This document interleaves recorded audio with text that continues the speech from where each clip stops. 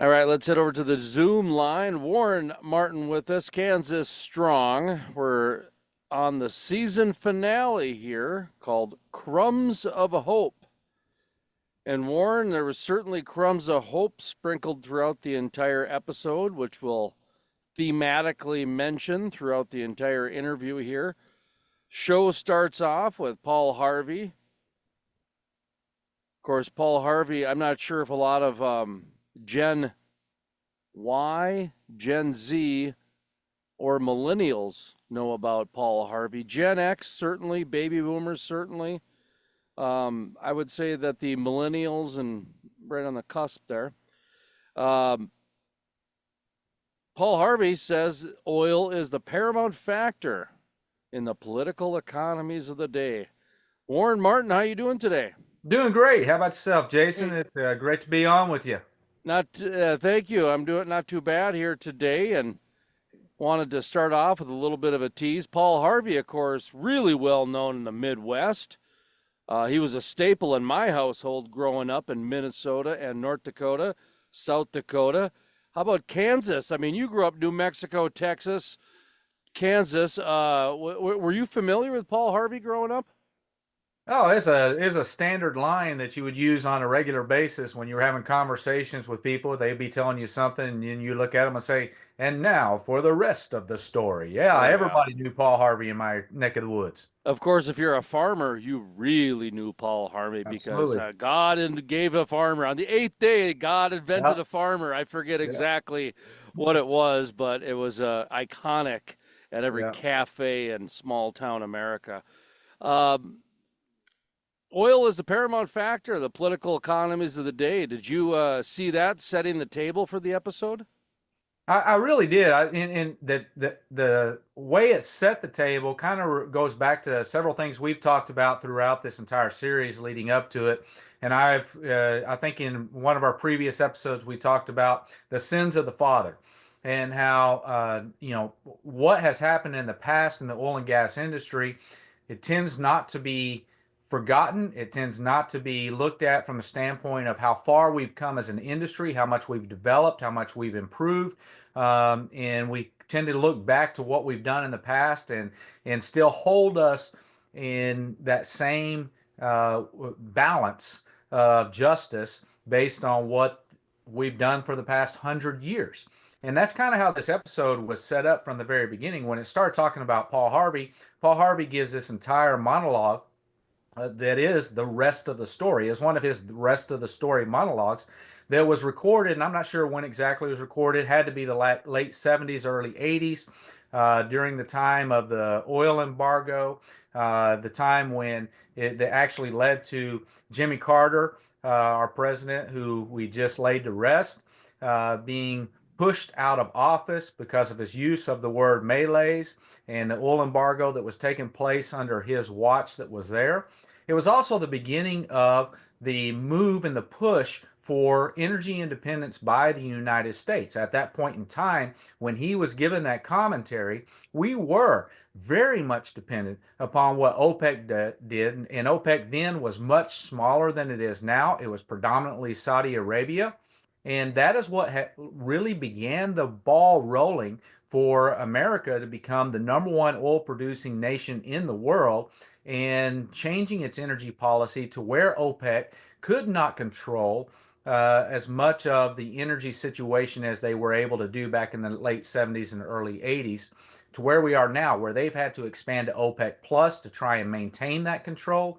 But even then, we've seen in the past couple of years how their efforts to try and maintain that control have fallen flat, predominantly because the United States and other developing nations have been able to counteract any moves that Saudi Arabia makes.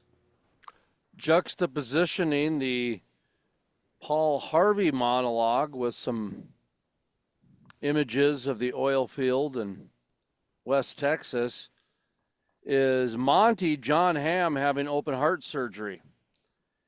And as Paul Harvey concludes his monologue, so does John Ham's heart. Then it goes into where he's not quite dead, he's just in a coma, incapacitated. So then they go on. The attorneys don't waste a second. And that was an interesting moment right there. John Ham is incapacitated, the attorneys, and his wife, Demi Moore, and Cami is her name in the program. I money never sleeps, Warren. Yeah. Money never sleeps, and it doesn't stop for a coma. That's kind of the reality, and it's not just oil and gas, but especially oil and gas. I mean, they even said a little bit later in the program, even if an oil man dies, oil companies don't. Yeah. I mean, it's no different in my business. The show must go on. Hey, man, if your lead actor gets out, the show must go on. Look at all those paid seats we got right there. And I guess even modern day, drill baby drill. So, what did you kind of take of that early on about, what? Here's somebody in a coma. It's somebody's husband, somebody's friend. Here's the attorney. He is incapacitated. We got a $180 million deal on the table. Got to get done. Yeah, I'm gonna step back. I'm gonna step back just a little bit on that, and kind of this entire show was kind of meant to encapsulate the entire season to this point. And so throughout this entire show, it tries to cover everything: sex, money, health, love, death. It tries to cover hope, guilt, work, play. All of those things all wrapped together in the fact that we don't ever get to focus on just one aspect of our lives.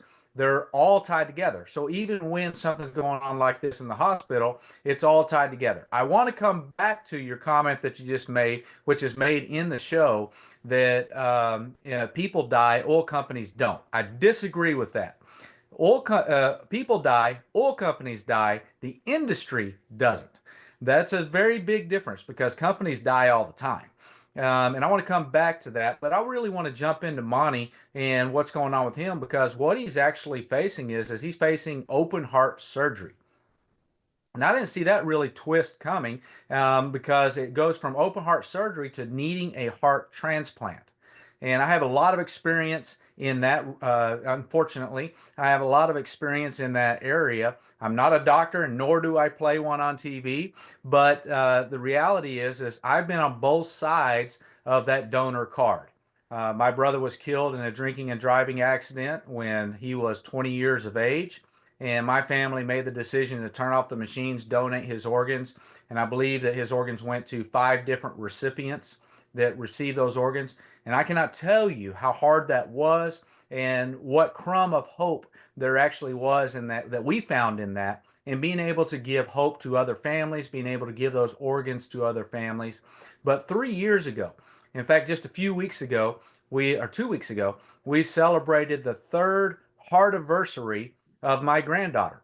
And my granddaughter was born just over 3 years ago.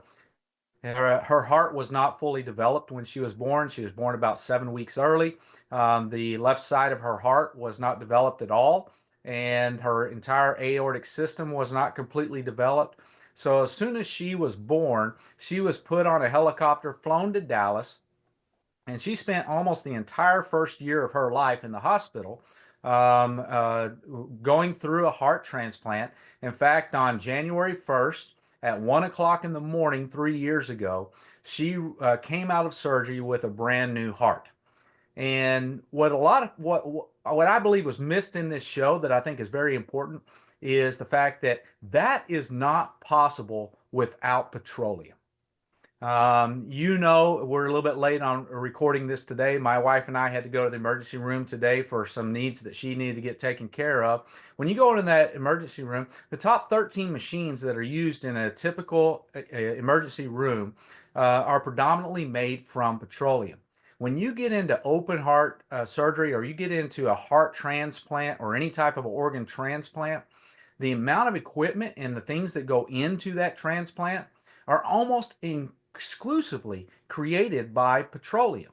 All of the products, all of the machines, all of the gloves, the scrubs, the face mask, all of those things are made from petroleum. Without petroleum, the idea of a heart transplant or really any type of organ transplant, is completely impossible. I think that was a real point that was missed in this show going forward, is the fact that that's not possible without the lifestyle that the petroleum industry has built. And we had just celebrated our third heart anniversary with my granddaughter, which 15 years ago, 20 years, the extent of her injury that was to her heart, 10 years ago, 15 years ago, she would not have lived.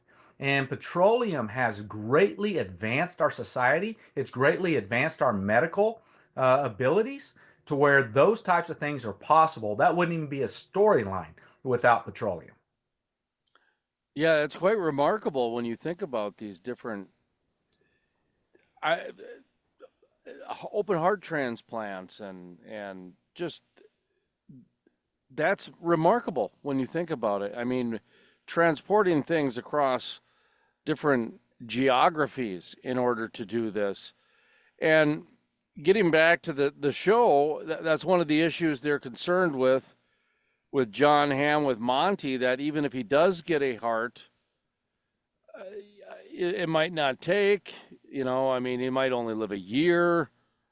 Um, there was the first teaser, if you will, where it sets it up, really went through a lot. It went through the heartless emotion that the lawyer brought with business must move on, and of course Billy Bob, Tommy Norris, he brings us back to reality and says, I'd like, I'll look at that after we find out about Monty. I'd like to have some hope on the table here. And the attorney brings it back to reality, saying, well, he is incapacitated. So, we are kind of doing exactly what we need to do. And that jarred Tommy a little bit to where he understood, you know, the show must go on, if you will. And then I have, my first note actually, Warren, that I wrote down for the episode, because I just automatically remembered the Paul Harvey thing, because he's one of the reasons I got into radio was because of Paul Harvey. There's not too many kids under the age of 10 that would listen to Paul Harvey and get really excited about it. So kind of a, kind of a nerd out session there. But, you know, th- there was a slight moment where they built the board of directors. And I really did like the way that Billy Bob Thornton, Tommy Norris's character, actually spelled out the beginning formation of a board of directors, because that made me pause and think, what a great exercise for everybody to do. Every single board of directors out there, write down, what does that person represent on your board of directors? And because so many board of directors are just friends of so and so and this person's buddy, and they're related to this person, but a lot of them aren't. A lot of them are legitimate. Hey, this is the finance person, this is why they're there, this person represents real estate interests, et cetera, et cetera. Did you catch that building of the board of director PSA that they did? Oh, absolutely, and I think that that is a huge shout out to the oil industry. As far as we've talked on this show and a couple of previous episodes. I brought up that one of the issues that the oil and gas industry really struggles with, especially among the independents, is a succession plan.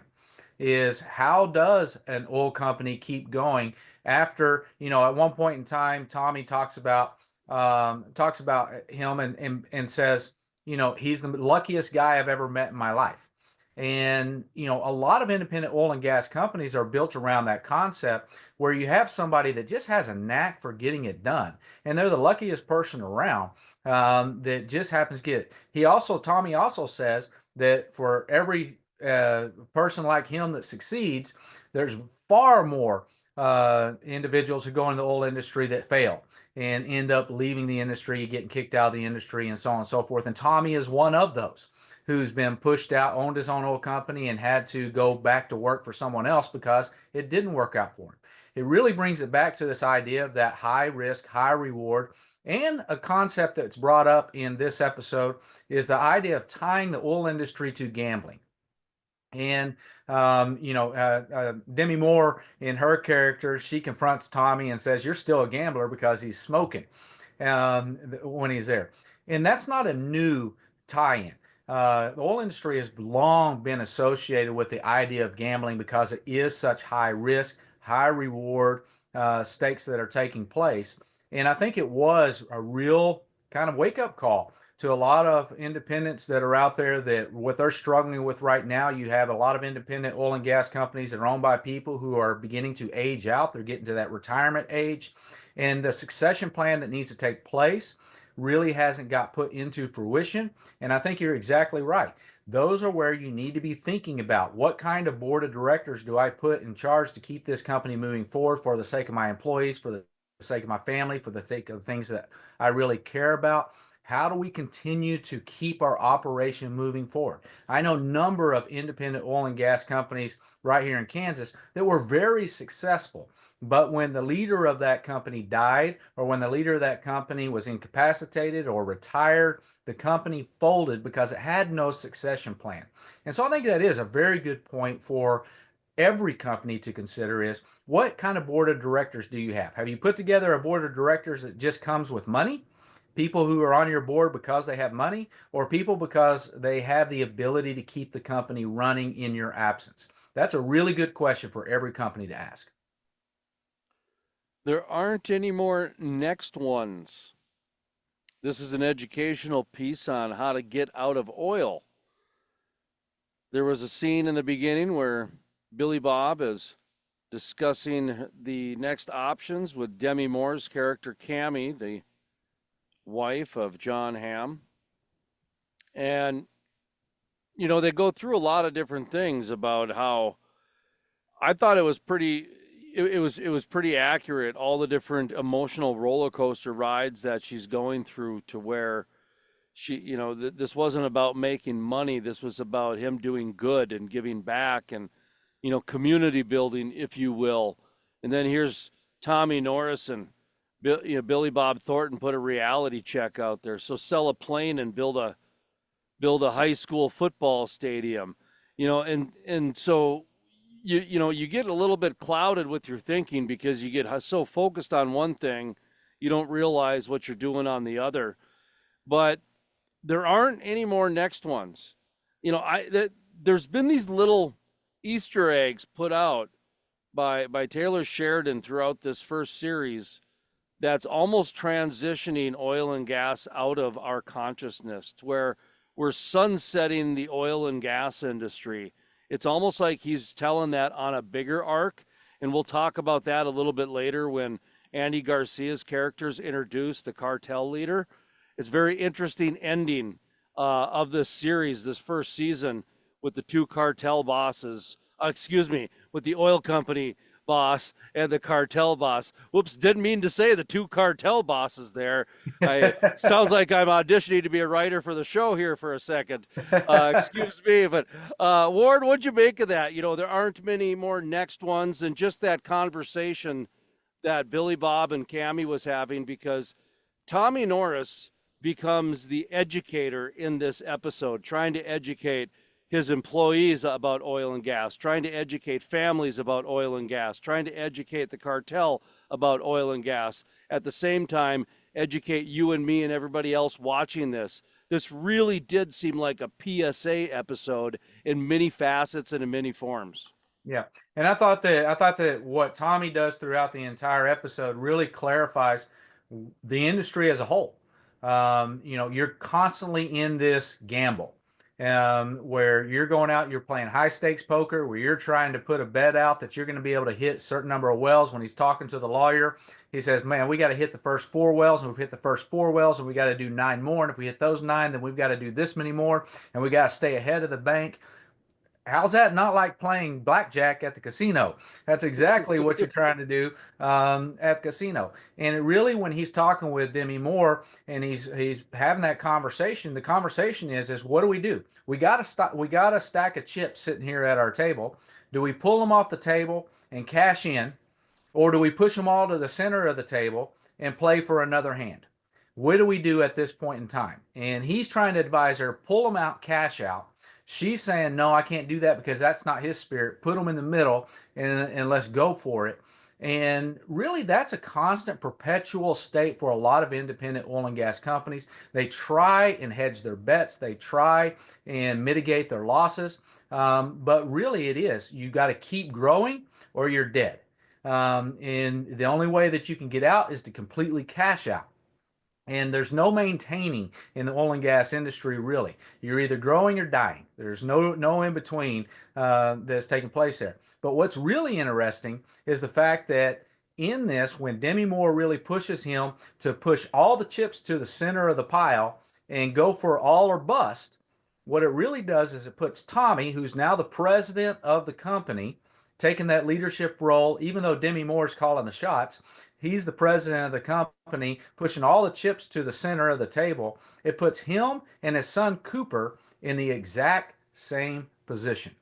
On the one hand, you have a billionaire with billions of dollars they're able to push to the center of the circle. On the other hand, you have a young boy that has no money whatsoever, but he's in the exact same position. And both of them are pushing all their chips to the center of the table trying to make a deal. And it really kind of encapsulates the industry as a whole with this idea of that high risk, high reward, where it's all or nothing. In many cases, it is all or nothing. And you try and mitigate those, you try and marginalize those, share those losses among different companies through partnerships, but really it is always in that position.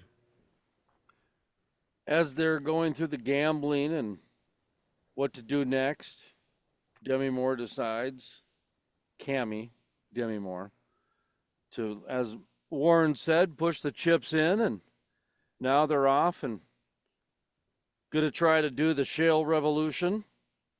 And it dawns on her that the last words that she said to her loved one was, "You need to shave." And, a little bit of a PSA, I guess, now for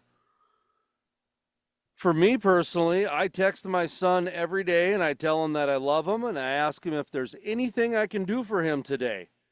But I've also had, stage 4 cancer. I've had 18, 19 days without food and water. So, I over 90 times when I closed my eyes, I thought that was it. I thought, I wasn't, that was it. That I wasn't coming back. So I've had one or two of those, life-changing moments to where, you want to make sure that, you let your loved ones know, because you never know when your time is up. You never know on those types of things.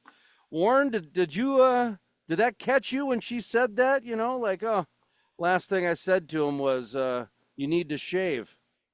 Oh, yeah, absolutely. I mean, anyone who's been in those types of situations, it hits home because, I shared earlier that we donated a number of organs from my brother. And as far as I know, I was the last person, at least the last person from my family to actually talk with my brother. And, I realized one night that I hadn't talked with my brother in a long time. Called him up on the phone and said, "Hey, bro, how you doing?" And my brother picked up the phone and he kind of mumbling said, "Hey, bro, how you doing? Can't talk right now. I'm too drunk. We'll talk to you tomorrow." And that was the last words that I heard my brother say. And we hung up the phone on each other. And there's rarely a day that goes by I don't think about that conversation that I had with my brother. Anyone who's been in that situation understands it. And while we go through life and we play this game, and a lot of times it's high stakes, it involves the other people, it involves a lot of things that we think are very, very important. When you go through something like that, you realize what is really important. And you realize all too often, too late, what it is you missed. Whether these are important or not, they are certainly interwoven into the fabric of our life, and those are attorneys and lawyers. Warren, it seems like everyone has their own version of justice and the truth. Everybody has an attorney in this show, which, by the way, is extremely common in the oil and gas industry. There's different attorneys for different things in different areas and different departments. And I'll tell you what, everybody, it seems like they can find an attorney, and that attorney will invent their own truth. I'll tell you, that's the one thing about attorneys. You pay them enough, they will invent their own truth. Just like Rebecca said, A lot of attorneys going on, Warren. But let's talk about attorneys and in the oil and gas industry because that is just a part of the daily dudes.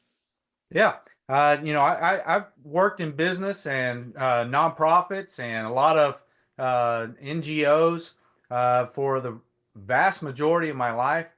I honestly never once in my life sat down with an attorney or had a conversation with an attorney until I got into the oil and gas industry. And it didn't last 3 months before we had to call in our first attorney to handle an issue.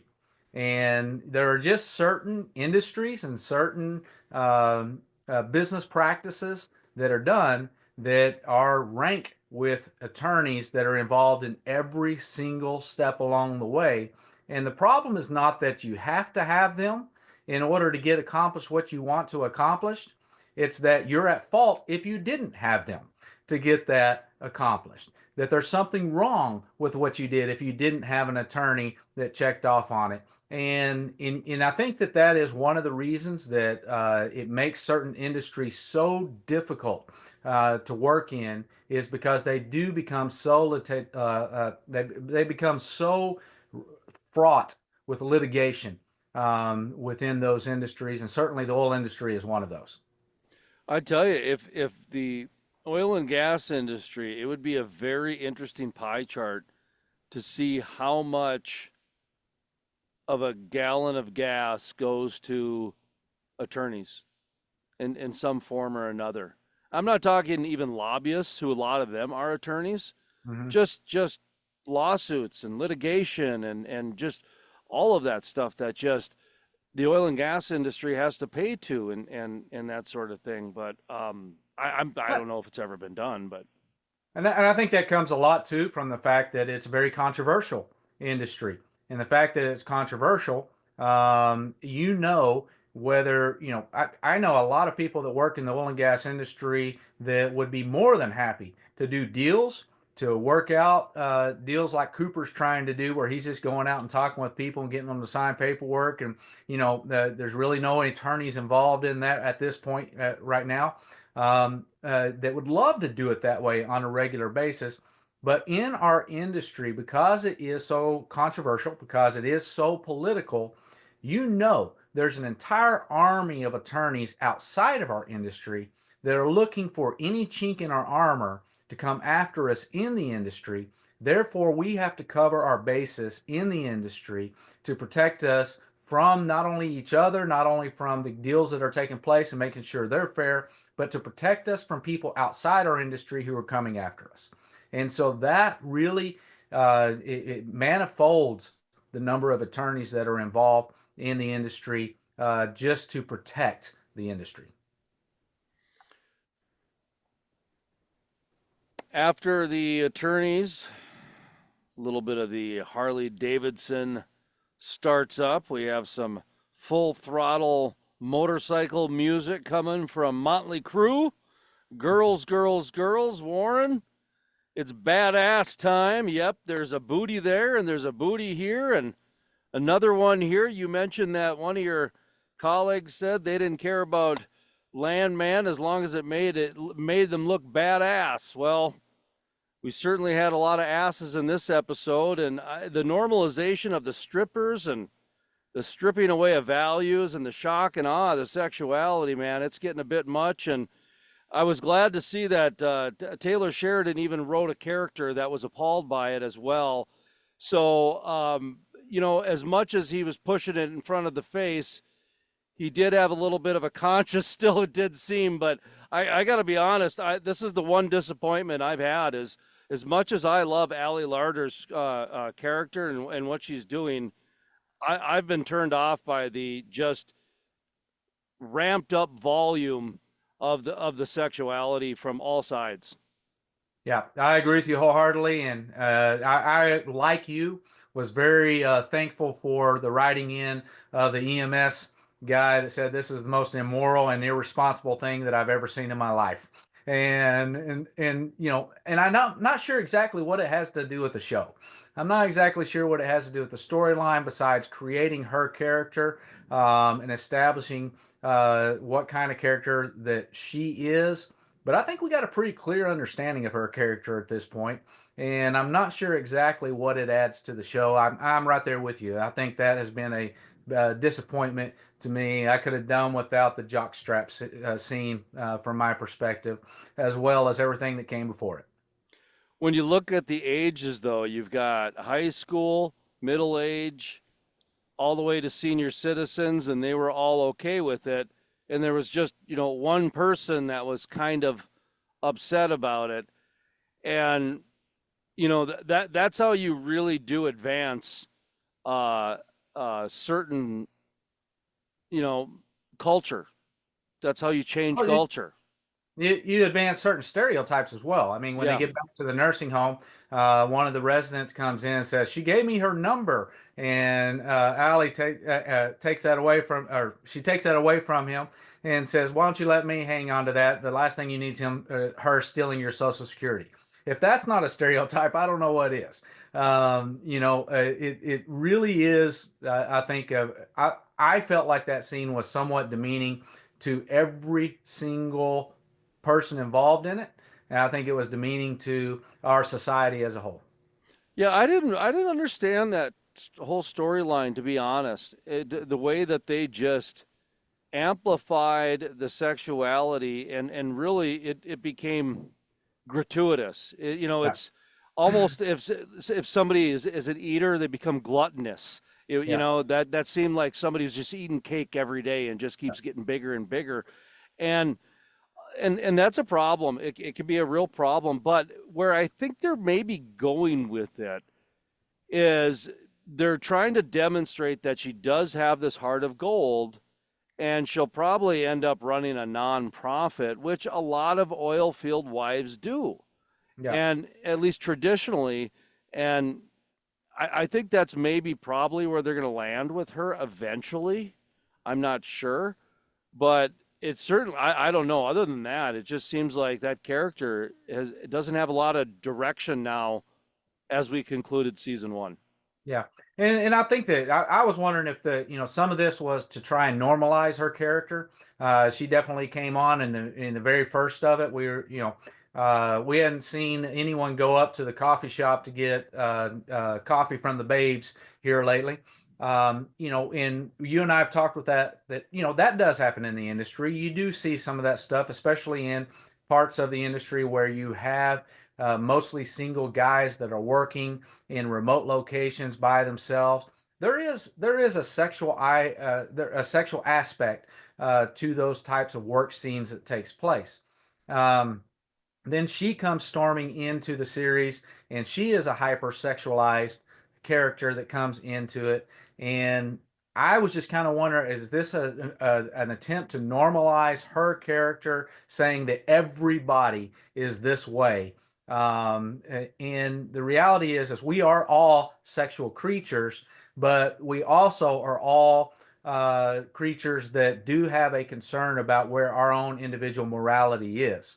And I don't think that erasing morality is a way to normalize all behavior. Is very good for our society in any way, shape, or form. A different form of erasing morality is coming through the telling of the Gen Z entitlement, it seems like. The phone conversation initially between Tommy Norris, Billy Bob Thornton, and the Rebecca, the attorney, the young Gen Z attorney, where every time the conversation would end, she tries to have control. She tries to re-grab control with some sort of altruistic way, and eventually it came down to where, and I'm going to get to my notes here.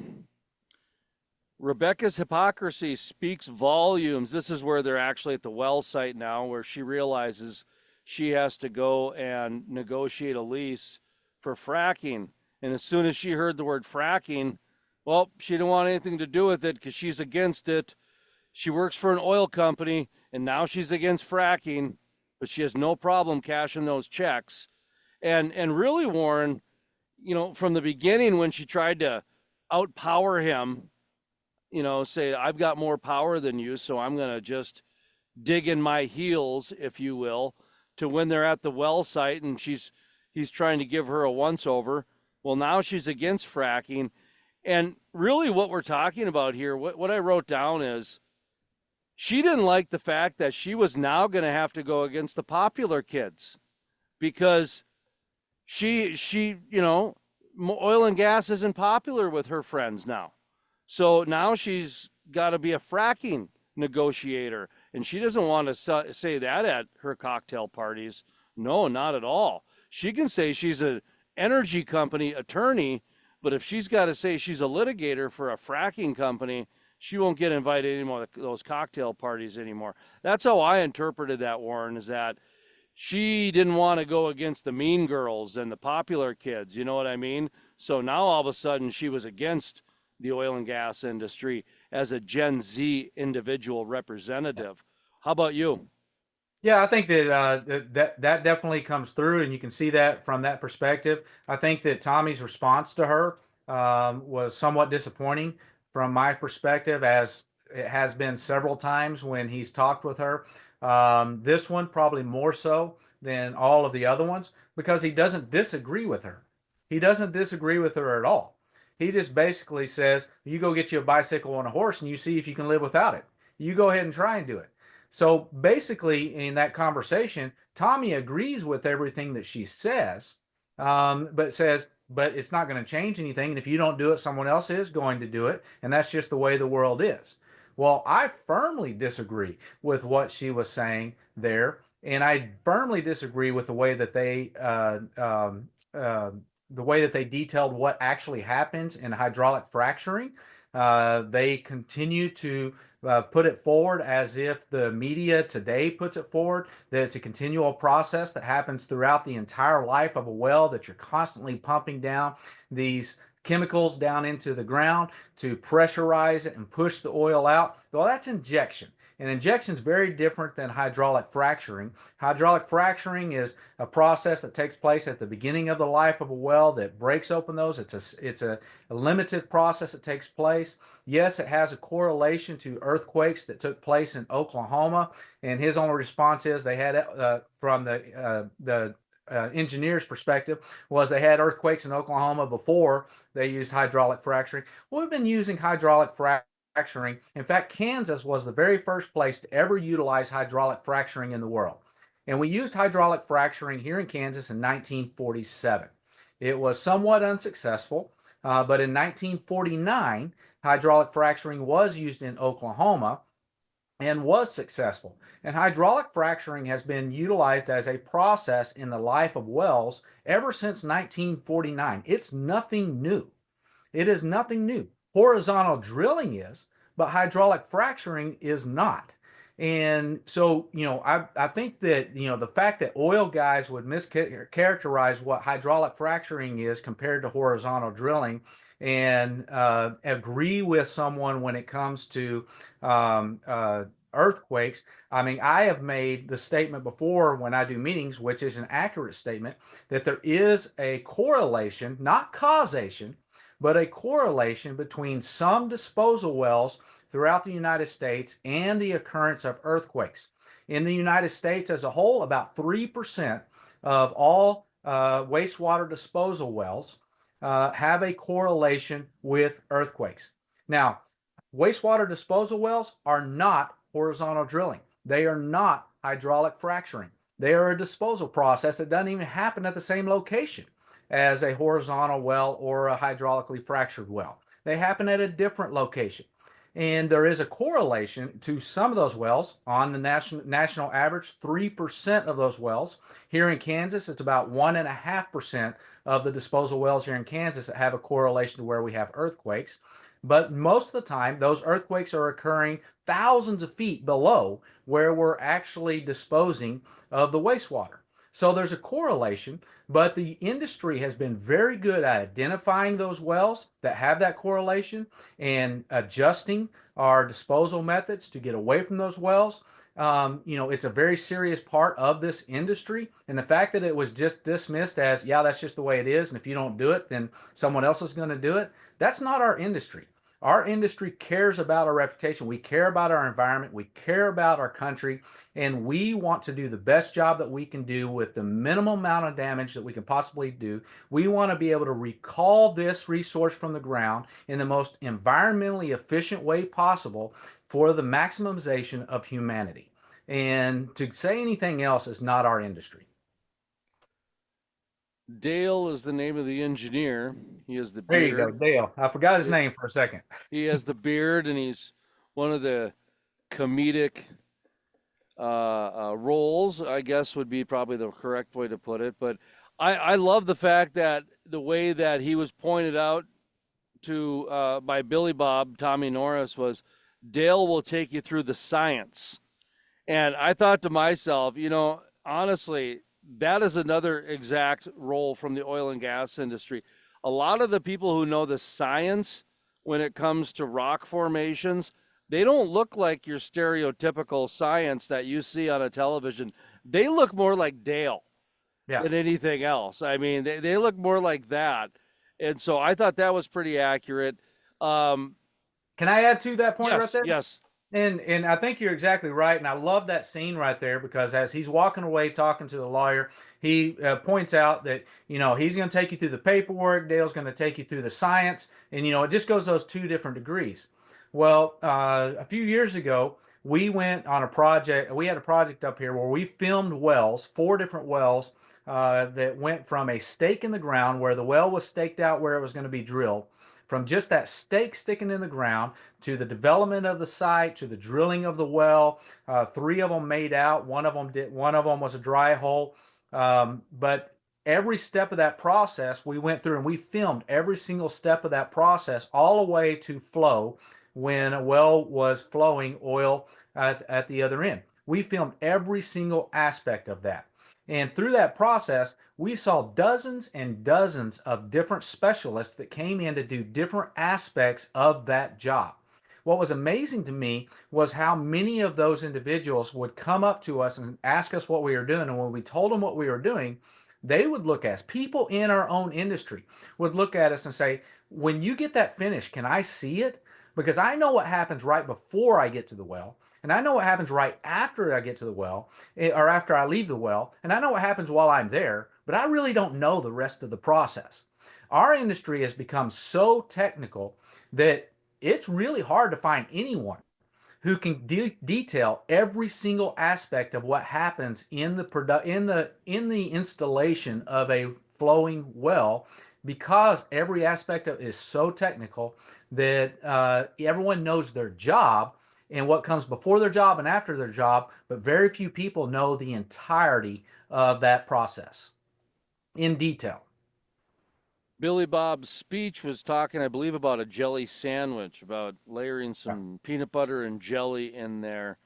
Um, Butter was his term. Butter, yeah. You got your Well, slices of bread, and that's the butter in between. now Warren, I've spoken to thousands of people. You've spoken to that times 20 to 100. What did you make about that shale speech? I've never heard it expressed that way. Neither have I. And that's why I was curious, because the one thing the industry has done not a very good job of is trying to figure out how to take technical things and make Yeah, them relatable. yeah, And when we had our rail car explosion up here in North Dakota, one of the things that I received a lot of industry credit for was actually one of the things that really allowed the crude life to go to the next level, was that we compared those rail cars to a can of Coke. And when you yeah, shake up that can of Coke, it becomes volatile and you can get sprayed with it. So what the oil and gas companies are doing, what BNSF is doing, what the makers of the actual rail cars are doing, they're trying to figure out a way to get as many vapors out of there as possible. Because at the end of the day, that oil and gas that's taken out of the ground, sent to the refinery, gone through all this processing and everything along those lines, you go and you get the gasoline, put it in your gas can, go put it in your garage. A year later, you go smoke a cigarette by there, and it still might explode. I mean, so it's Yeah. there's some real vapor problems there. So that was one of the things that we were able to do is compare the oil cars to a can of Coke. And so when Billy Bob made that speech or Tommy Norris made that speech, I thought, oh, I wonder if Warren's ever used a peanut butter jelly butter sandwich in his speeches. I never have, and I've never heard it before. Yeah, So I, I actually I actually have not okay, peanut go butter and ahead. jelly, not but we use Starburst, and we use Starburst. But the way that we use it when we're talking about Starburst is we take Starburst and flatten them out, and then stack a whole bunch of them together. Then you take a straw and you put the straw down through the Starburst, and then bring it up, and then blow out the. And you talk about how we take core samples to see the different strata of the Earth. And that's what I thought of when I said, like, this is how I explain the oil and gas industry to third graders, fourth graders, and fifth graders. This is how you explain it at that level. And that's what we got there. And what's interesting is I've done that with geologists in the room, talking to third, fourth, fifth, sixth graders, that age group that's right there. And I've done it with geologists in the room, and geologists will tell you afterwards when I get done, they're like, that's kind of right. And I'm like, yes, and they're kind of understanding it, because the reality is you can't explain the hyper technical aspect of our industry to people who have no understanding of our industry. You cannot do that in a 2-minute speech. You just can't do it. And so you try and give them something that gives them some visual idea, but talking to an attorney who's about to go out and negotiate a multi-billion-dollar deal, I think they need more than a couple slices of bread and finding the butter in the middle. I don't know. I saw Philadelphia, and he said, "Talk to me like I'm an 8-year-old." Denzel, and he won an Academy Award for that. Denzel Washington win. I know Tom Hanks won the Academy Award, but that was the big line. Talk to me like I'm an 8-year-old. I think that was Philadelphia, where that came from. Well, the cartel finally made an appearance. I got to be honest, Warren, I almost forgot about the cartel. They did some pretty good camera work after they kidnapped Billy Bob Thornton, where you had the M-TEX car, the truck door open up, and cartel goes one way, goes the other way. You know, I thought that was a interesting scene there, and then of course they bring Billy Bob to one of his oil rigs and they blow him up right in front of him. And all I wrote down was a little bit of a PSA to how censors and how local authorities are alerted and how quick response time happens if something goes wrong at an oil well. So that was kind of a cool little PSA moment out of the explosion, Warren. What did you take from that? Well, what I took from that is one, a lot of the wells up here in Kansas, we don't have as many technical alert systems that he described. Maybe they do down in the Permian Basin. We don't up here. But the biggest thing that I took away from that is if you have an oil well explode on a piece of property, I guarantee you at 8 or 9 o'clock at night that night, no one's going to just dismiss the fact that the president can't be found. The president of the company can't be found. Someone's looking for that president. Someone knows something has happened. So I saw a little bit of not realistic in that aspect of it. But at the same time, I think that when he gets when he gets kidnapped, we've talked a little bit, and I know that you talked with one of the co-producers of the show, and how that whole cartel idea actually was coming from reality. It's not typical. It's not anything that I have known of anybody in our industry being a part of it. I think the biggest takeaway for me that really made me upset, and I mean upset when I was watching it, was when Andy Garcia does finally come in. And the line that Andy Garcia says is, "You don't want the world to know how you make the thing you sell." And that just got under my skin to no end. There was a time where the oil and gas industry was silent.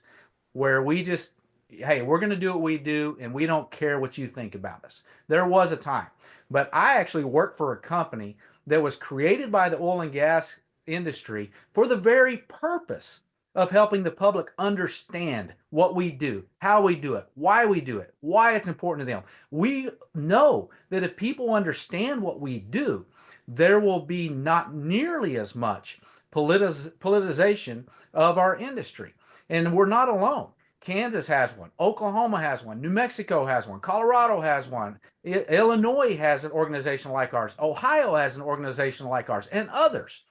Our industry has created nonprofit organizations for the very purpose of helping people understand what we do, how we do it, why it's important to you, because we know that people understanding it is what takes it out of the political sphere and brings it back into the realistic understanding of practical living. And so I was really upset by that because it put us right back where we started at the beginning of this season, where it compared us to the cartels, and we're just trying to cover things up like they're trying to cover up their drugs. And that's not the oil industry. Sorry, got a little upset on that. Well, you're going to get even more upset because I'm going to dig a little bit deeper on that scratch.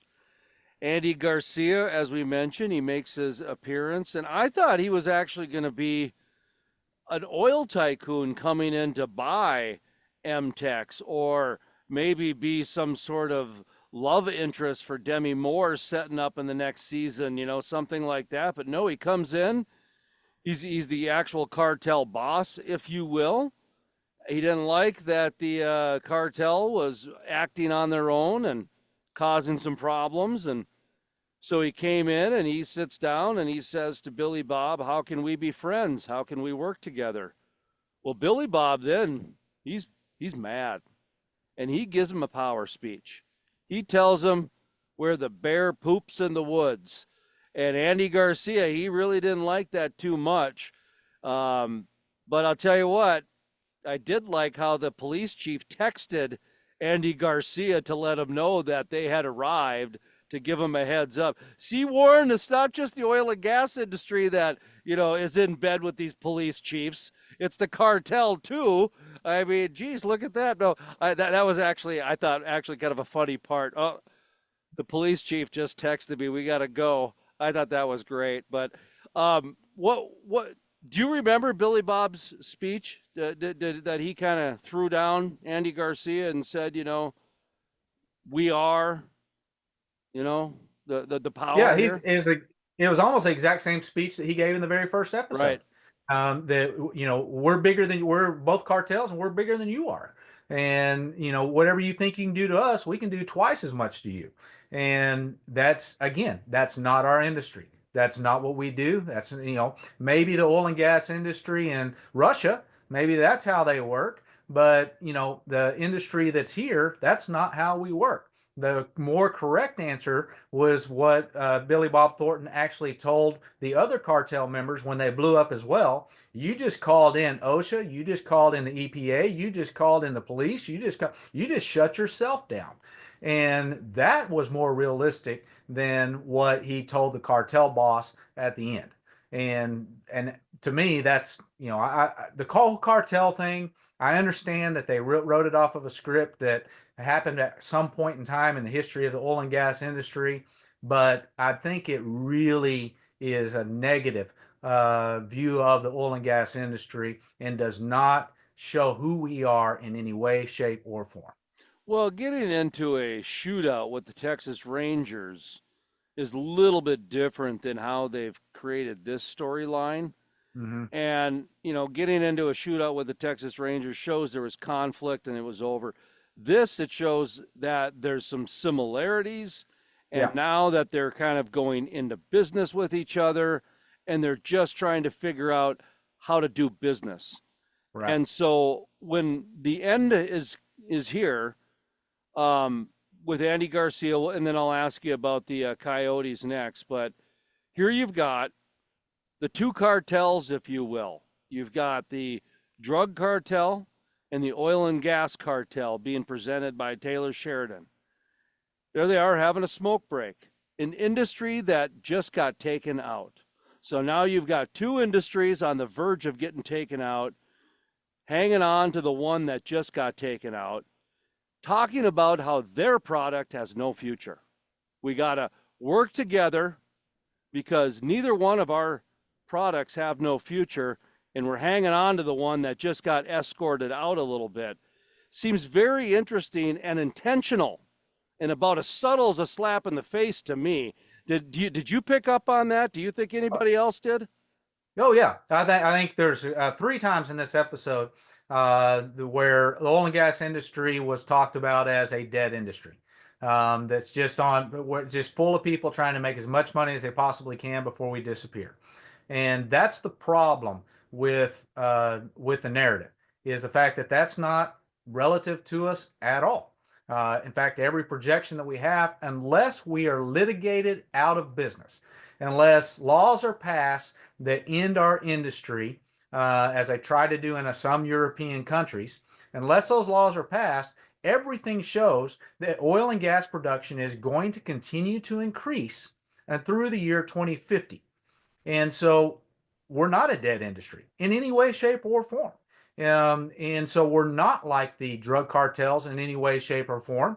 In fact, if you go back to the Paul Harvey speech, when you go back to the Paul Harvey speech at the beginning, the end of that speech, what Paul Harvey actually says is if we would have been able to see where we were going to be today earlier, then we could have made the investment to become energy independent and not be in this situation.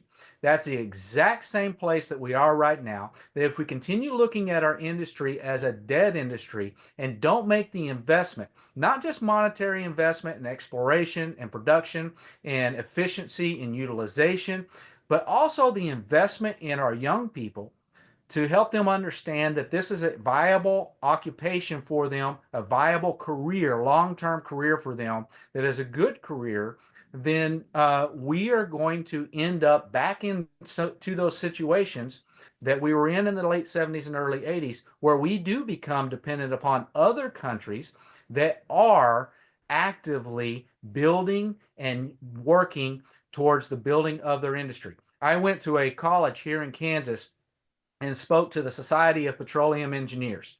And it's a society of students that gather together, all of them with petroleum engineering degrees.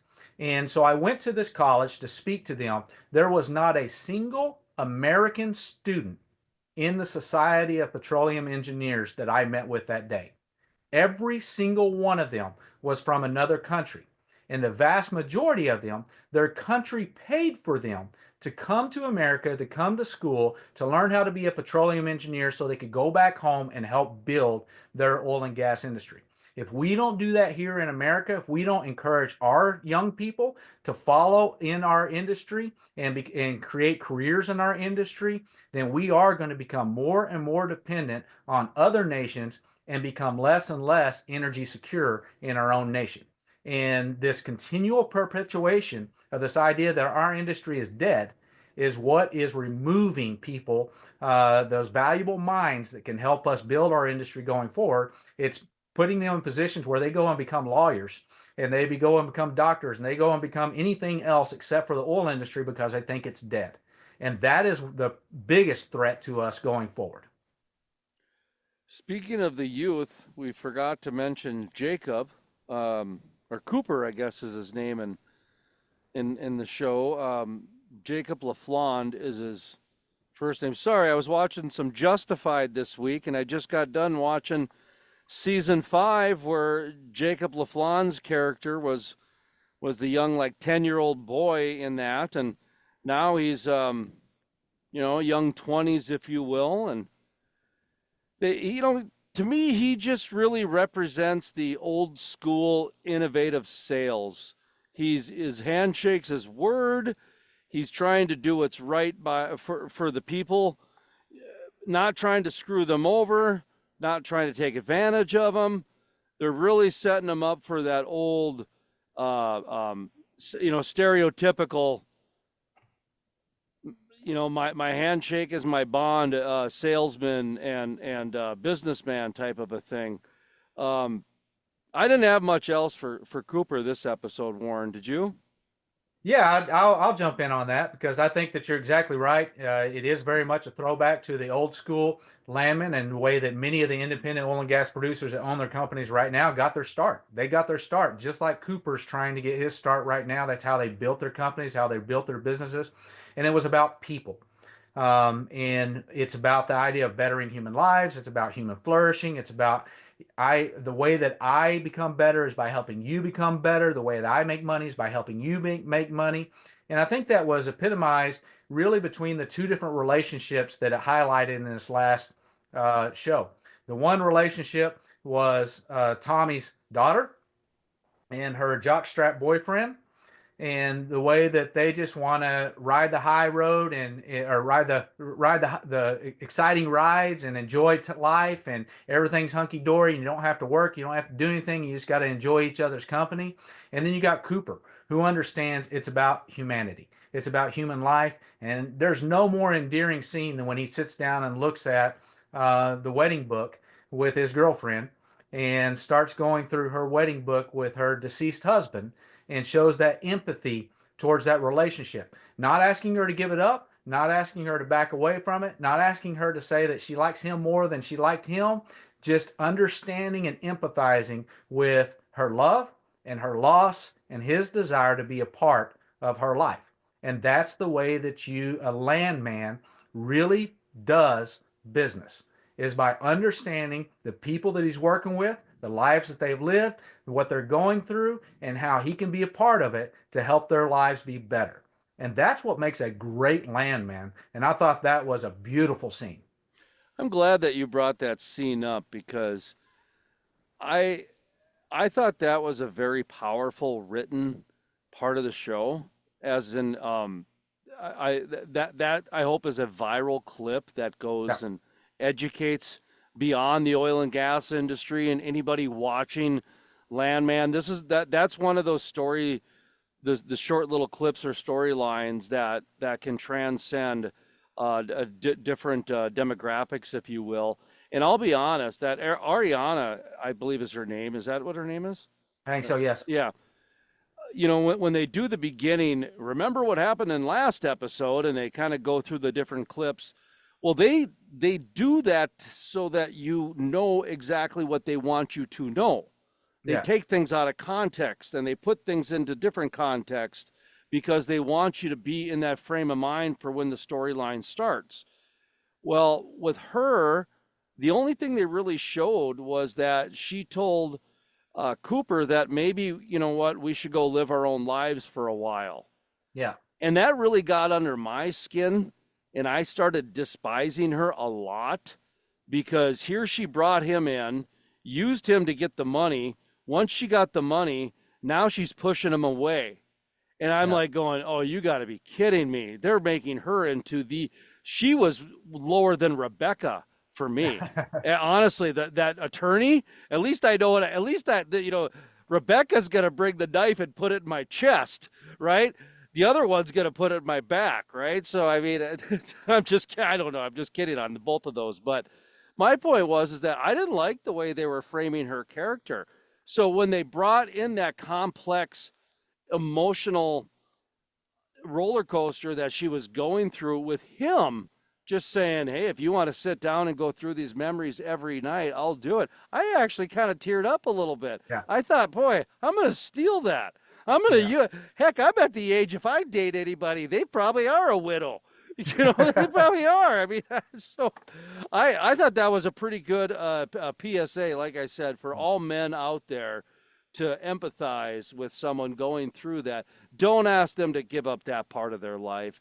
Yeah. Understand that part of life. Learn how to build on that part of life because that's what's going to make the relationship better. Yeah, and I think it's a great PSA for landmen as well. I mean, where did this series begin? The series began with what's our job? To secure a lease and to manage people. How do you manage people? Empathy. You have to Yeah. understand where they're at and join them where they're at in order to get them where you want them to go. And the only way you can do that is through empathy, truly understanding what they're going through and join them in that situation to help them move forward. Billy Bob Thornton, Tommy Norris's character, has an empathy with the coyotes out in Midland, Texas, and he walks out at the end. He's smoking a cigarette. His face is all beaten up from the cartel. He's now the president of M-TEX. And he looks at another coyote coming over to see the dead coyote from the previous episode. And he says, "You better run, buddy. They kill coyotes around here." And I don't understand the whole coyote thing like you do. So I'm going to ask you to kind of repeat that a little bit, the symbolism of coyotes, and what your interpretation of the end of the series, season one, was. Yeah, I think that there's a lot of where I lived in New Mexico and grew up in New Mexico. There's a lot that goes into coyotes can represent a lot of things in the world. Coyotes generally are pack animals. At least they hunt in packs. The rest of the time, they are lone individuals that run around by themselves. It's really hard to see a whole bunch of coyotes together unless they're hunting, and that's usually at night. Usually during the day, they're all by themselves and running around where they're at. It's kind of like the oil industry. You have a bunch of very independent souls that gather together as a pack in order to put together deals, but they're all very independently minded. And they're all a little wild. They're all a little bit dangerous. But the reality is the last episode when I saw that coyote shot, what I believe was Tommy saw himself in that coyote, and the fact that he saw something beautiful and his neighbor just saw something that kills pets. And a lot of times, depending on where we were at, depending on what size of pet that you had, the biggest danger that we had on our farm was not that the coyotes would kill our dogs or our pets. It's that they would start calling, and they would actually call our dogs away and encourage our dogs to join their packs. And so they would call them away from us. And so I think there's a Hmm. lot of symbolism that's going on there from the idea of they are independent animals, but at the same time they hunt in packs. They survive by pulling away from other more domesticated sources and turning them more feral and wild, and that there's a lot of hostility towards them from civilization, and that civilization tries to take them down on a continuous basis. And so, I think there's a lot of symbolism that's there. I think there's still more to be explored as far as how Taylor Sheridan is actually using the coyote in this scene. But I definitely think that Tommy sees himself as that coyote. You better run. They kill coyotes around here. Do you think that is a bigger picture saying that this is the way they look at oil and gas now? As there's Yes. some people that look at it as they kill pets, and there's other people that look at it as it's this beautiful thing.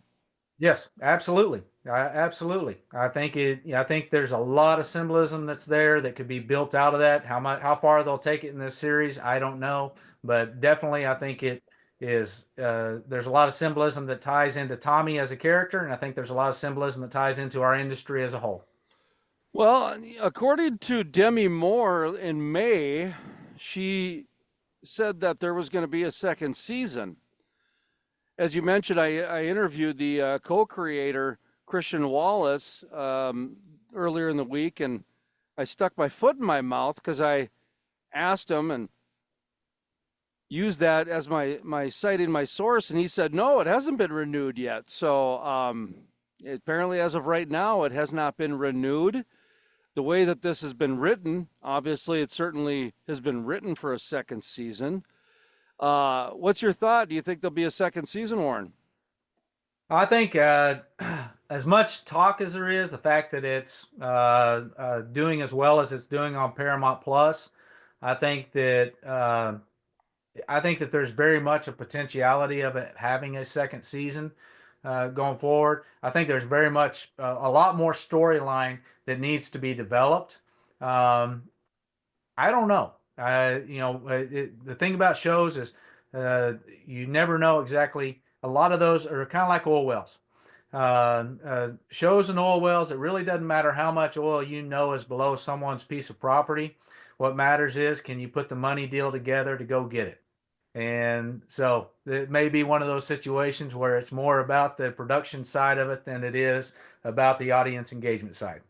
I never thought of it from that way. This is the first well. It's got to make money. Otherwise, they're not going to do the second one because Hollywood works the exact same way as Billy Exactly. Bob mentioned, the way that the oil and gas industry works with the shale play. But I'll Yeah, tell you what, you want to talk about a cartel. Now there's the comparison we need to make, right? No, forget about it. Hollywood, that's worse than that's who do you think's the Pied Piper of the whole cartels? Come on now.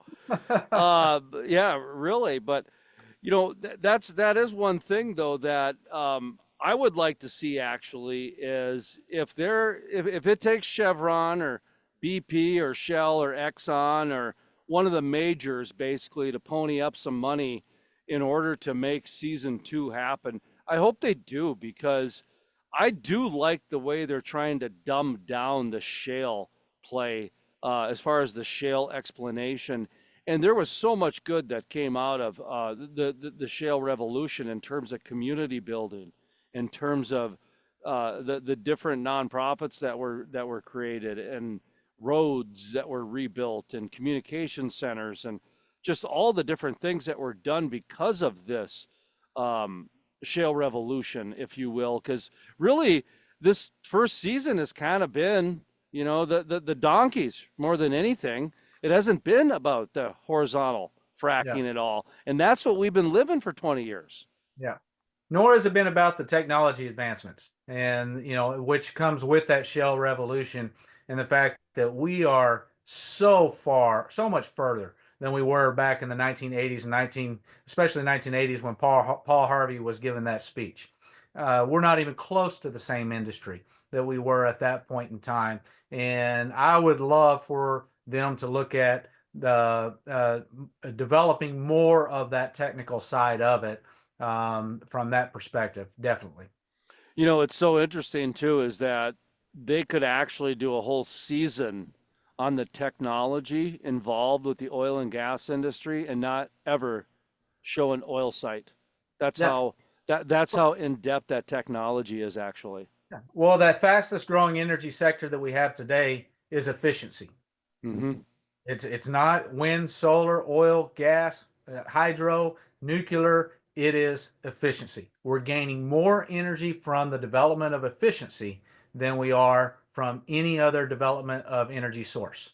And that goes right to that technical aspect of it, and the fact that we're capturing more of what we pull out of the ground. We're making sure that everything that comes out of the ground, every single molecule is utilized. That efficiency is what is really moving the mark on energy development. Well, was there anything that we missed? Did you have any notes down that we missed? I'm out of my notes right now. I had a couple other things, but we basically covered them already. But anything that you had? The only thing that I have is that I do hope they come back with the second season. You know as well, you know me, and we've worked together a long time, and you know that Kansas Strong is dedicated to changing the conversation about the oil and gas industry, helping people better understand what it is we do, how we do it, why we do it, all of those things. And you can't change the conversation unless people are having the conversation. And so, for that very reason, I hope that for that reason alone, I hope that they're able to come back with a second season, because this has prompted a lot of conversation about the oil and gas industry, and that's really what we need. I disagree with Garcia's character on there, that we're trying to hide how we do what we do and what we're trying to get what we sell, because we very much want to have that conversation because we want people to understand it. Warren Martin, Kansas Strong, thank you very much. This has been a real treat. Landman, the season on Paramount. Discount links available in the description below. Folks, we'll be back real soon with another review. I know it. We'll see ya.